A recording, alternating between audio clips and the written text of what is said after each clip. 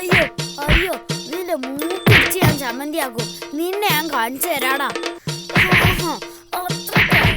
നിന്റെ ഒരു പല്ല് ഞാൻ ഉച്ച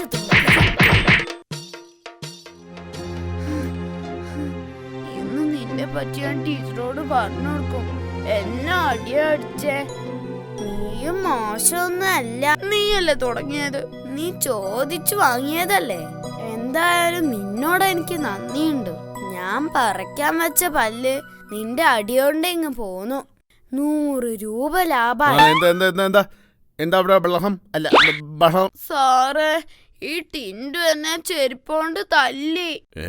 അത്രക്കായോ? കളിച്ച് കളിച്ച് ഇവിടം വരെ എത്തിയോ? ടിൻഡുവിടെ ഇവിടെ വന്നേ. ടിൻഡു, നീ ഇവനെ ചെരുപ്പ് കൊണ്ട് തല്ലിയോ? തല്ലി സാർ, അതവൻ പറഞ്ഞിട്ടാ. അവൻ പറഞ്ഞിട്ടോ? അതെ സാർ, ചെളി ചവിട്ടിയ ചെരുപ്പുമായി ക്ലാസ് കയറരുതെന്ന് അവൻ പറഞ്ഞു. എന്നിട്ട്? അപ്പൊ ഞാൻ പറഞ്ഞു ചെരുപ്പിനടിയിൽ ചെളി ഇല്ലെന്ന്.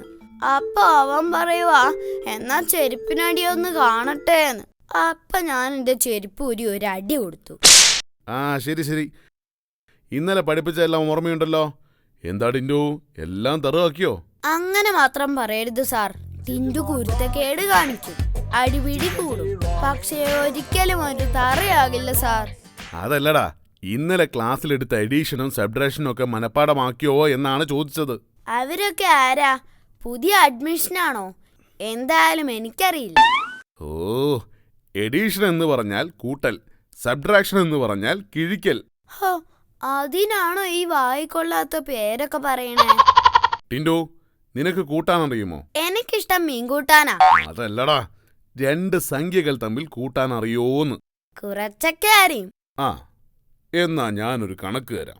ഈശ്വര, പെട്ടു. 3ൽ നിന്നും 3 കൂട്ടിയാൽ എത്ര? 3ൽ നിന്നും 3 കൂട്ടിയാൽ 7. എടാ മണ്ടാ, തെറ്റിയല്ലോ. 100 കൂട്ട്. ശരി, 8. എടാ, അതും തെറ്റി. നീ ഒന്നുകൂടെ കൂട്ട്. ശരി, എന്നാൽ 9.